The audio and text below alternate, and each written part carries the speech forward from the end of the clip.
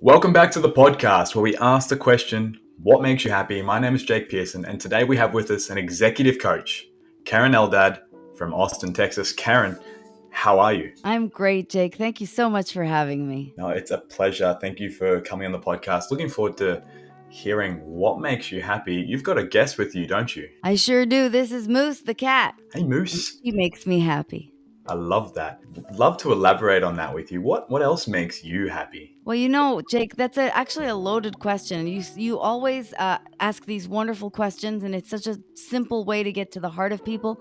But I think what people would most benefit from is first a little pre-spiel on what happiness is, because Mm, many people think that happiness or joy is an ephemeral term or an abstract term, but it's not. It's actually a very concrete concept.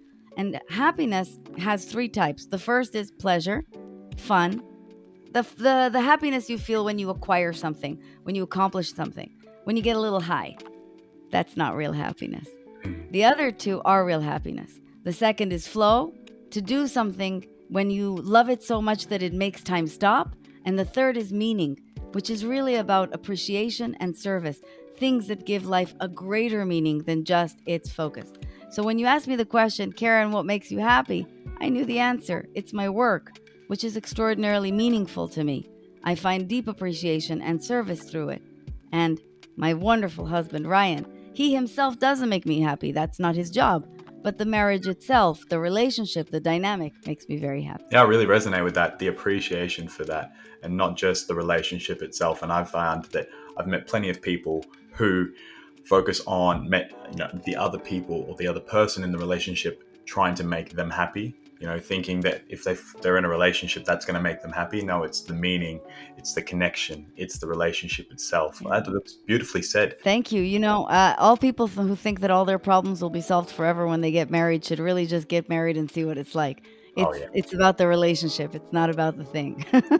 Yeah, I was saying, fall in love with someone who has values that align with yours. Yeah, not just because of their looks or some of their interests may be similar. The values are what you will ultimately connect with them on a deeper level. And that's where you'll find meaning and appreciation. What would you say to our listeners, who are struggling with a bit of happiness in their life? Does that tie into what you said about your own happiness? One of the most interesting things that can happen to you in life is to become unhappy. But that's actually very useful, because how else would you understand happiness? Mm. You can see it as a challenge. You can understand that it's your soul yearning to be happy, and that's why it's experiencing unhappiness. The point I'm trying to make is try to give it a little bit of a spin, give it some meaning that allow you to cultivate the next, and then do the work. I appreciate enormously people who work on themselves. I myself do. I also do that for a living. And find your ways to be happy. Find your ways to cultivate happiness. And to take, from the definition that I shared with people before, really there are two things you can start to do today, right now, to cultivate happiness, unless, of course, you're in the real abysmal clutches of depression. And of course, I appreciate that that's a different state. But if you're in a different condition and you're ready to become happier, the two things you can do are number one, take stock of what you appreciate. Just three things every day: me, Moose, this life, talking to Jake. That's enough to feel appreciation. And number two, find something to serve that is bigger than yourself.